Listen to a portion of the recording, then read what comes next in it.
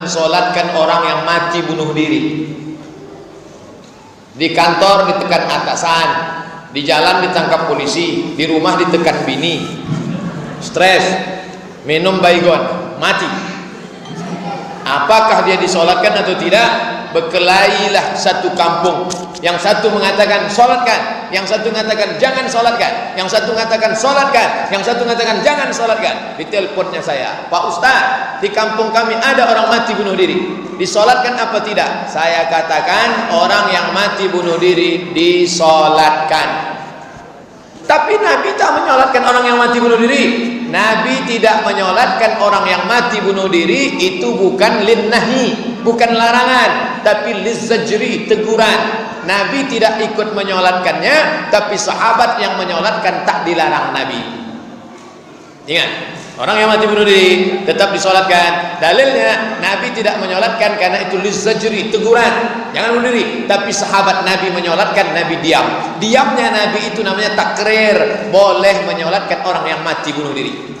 Tapi kata Syekh Atiyah Sohar, ada orang yang mati bunuh diri tak boleh disolatkan. Kenapa? Karena beberapa hari sebelum mati dia murtad.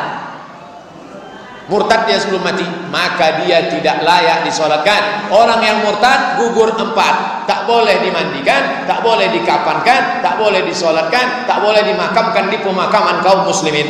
Jadi jenazahnya diapakan Pak Ustaz? Campakkan ke Sungai Siak.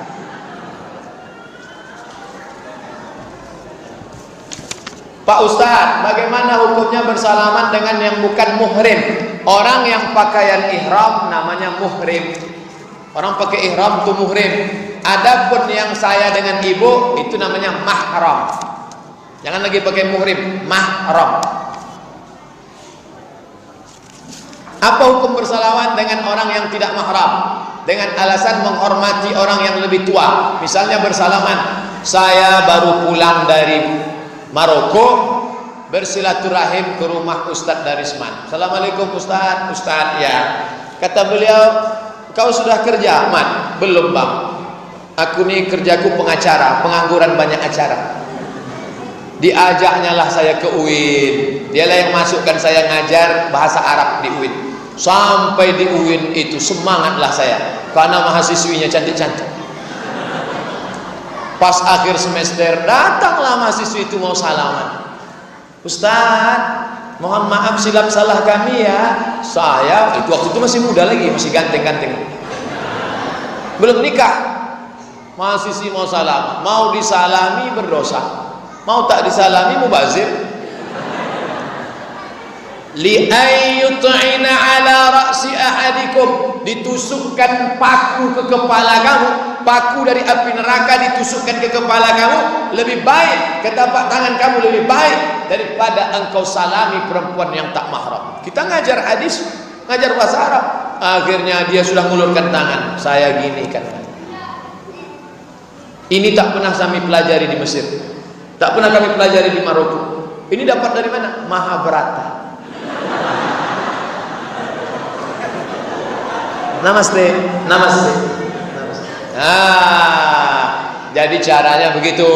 Kalau anak-anak gadis mau salaman, tapi kalau nanti nampak saya menyalami emak-emak, Pak Ustadz ikut mak ambo, Pak Ustadz, saya salami. Makcik sehat, amak sehat, baka mak kini sehat. Kemarin saya dari Padang Panjang ceramah, datang ibu-ibu sudah tua. Oh ikut Ustadz Abu Somad, iya mak, baka mak kini sehat, ya mak. Kenapa Ustaz salami? Orang tua boleh, karena dia laisat mahallan lisyahwah, karena tidak membangkitkan syahwat. Tapi zaman sekarang ini zaman edan, ada pula orang pesahwat nengok nenek-nenek. Nama penyakitnya Oedipus kompleks. Makanya ibu hati-hati, kalau ada anak lajang lama megang tangan ibu, cepat tarik, sakit ya. Bila kita sholat subuh berjamaah tertinggal 1 rakaat, masbuk, kita ikut imamnya dari rakaat kedua, mengikut imamnya berkunut. Rakaat kedua dia berkunut. Apakah setelah itu kita tambah 1 rakaat yang tertinggal kunut lagi apa tak kunut lagi? Rakaat yang kedua itu dia kunut lagi apa tidak kunut lagi? Kunut lagi. Pada rakaat kedua menurut mazhab Syafi'i dia berkunut lagi. Apa alasannya? Tadi imam rakaat 2, si makmum itu rakaat 1. pada saat si imam salam, si makmum tegak, maka rakaat yang kedua bagi makmum. Maka si makmum kunut lagi karena rakaat tadi itu adalah rakaat kedua bagi makmum. Maka dia angkat tangan lagi. Allahumma hadina fiman hadait. Kalau begitu kunutnya dua kali. Ya. Kenapa yang pertama itu kunut? Ju'ilal imamu liyutamma bihi. Karena dia mengikut imam. Pada rakaat yang kedua, itu rakaat kedua bagi diri dia, maka dia baca kunut. Itu alasannya menurut mazhab Syafi'i. Waktu menyembelih kurban, lalu tukang sembelih itu diupahkan oleh panitia kurban. Apakah tukang sembelih yang diupahkan itu masih boleh mengambil daging kurban lagi? Daging kurban sebagai upah haram, sebagai hadiah boleh. Apa beda upah sama hadiah? Hadiah dapat alhamdulillah, tak dapat tak masalah. Tapi kalau upah wajib dapat. Kalau tak dapat naik pisau Ducati. Maka tukang potong tu kita kasih dia. Hai bapak tukang potong, ini 600.000 sebagai upah. Ini ada 1 kresek sebagai hadiah. Maka daging yang dikasih itu sebagai hadiah. Adapun sebagai upah haram. Bedakan upah dengan hadiah. Apakah kulit hewan kurban boleh dijual? Man ba'a jilda udhiyati, siapa yang menjual kulit hewan kurbannya, fala udhiyatalah, maka tiada kurbanlah baginya. Lalu kulitnya itu apa? Natasaddaqu biha, kata Ali bin Abi Thalib. Waktu Nabi menyuruh saya menyembelih kurban Nabi, kulitnya kami sedekahkan. Maka kulit ada berapa lembar? 5 lembar. Panggil fakir miskin. Fakir miskin, sini. Ya, mau kulit? Ambil. Kata fakir miskin, jijik, banyak darah, bau, enggaklah. Akhirnya dia pergi. Kemana kulit? Saya boleh menjualkan kulit. Kebetulan saya punya kenalan, www.jange.com. Assalamualaikum Pak Jange. Yo, apa kabar? Lama ndak bersua, hampir setahun. Iya Pak Ustaz, korban tahun petang. Iku ada 5 lembar, tolong ambil ke masjid kami. Datanglah Pak Jange. Berapa 5 lembar? 500.000. Setelah jadi duit 500, saya panggil balik fakir miskin. Fakir miskin, sini. Mau kulit? Duit mau? Mau. Nah, ini duit 500. Ambil semua. Begitulah cara pengelolaan kulit yang betul. Yang sudah lewat apa boleh buat, akan datang kita perbaiki.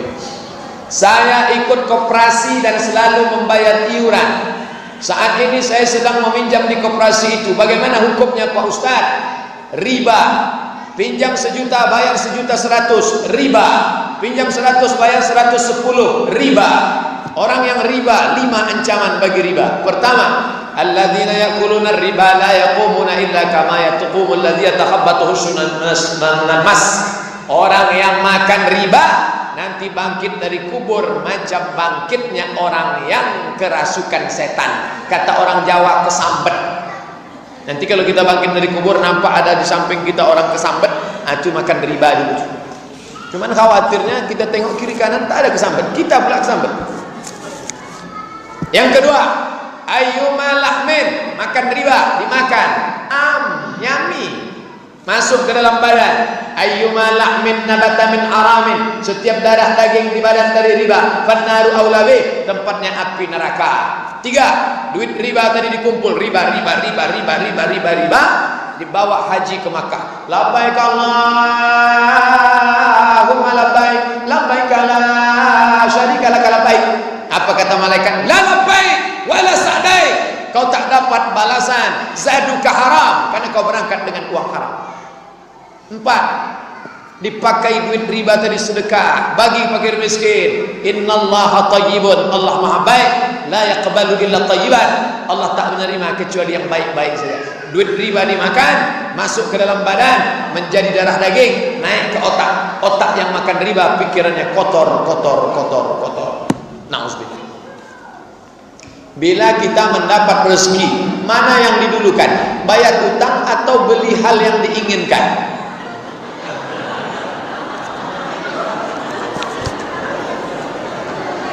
Ini saya tunjukkan ayatnya.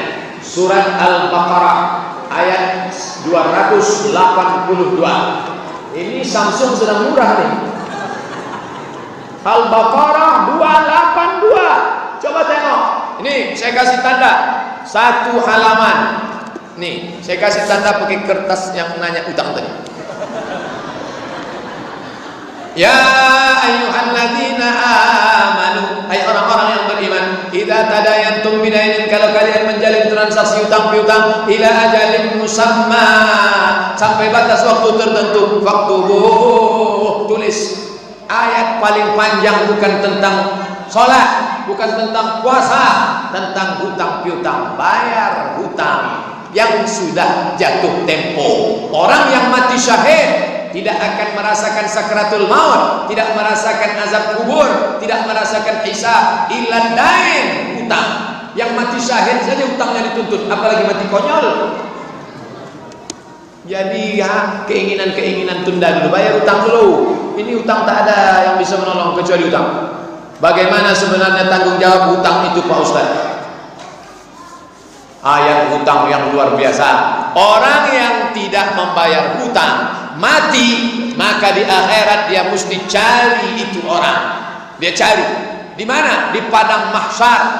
Mencarinya di padang mahsyar. Di padang panjang aja payah jumpa, apalagi di padang mahsyar. Saya tak sanggup membayangkan hutang piutang. Makanya Ustadz Darisman Ahmad, kalau ada hutang saya waktu di Mesir dulu, tolong izinkan aja lah.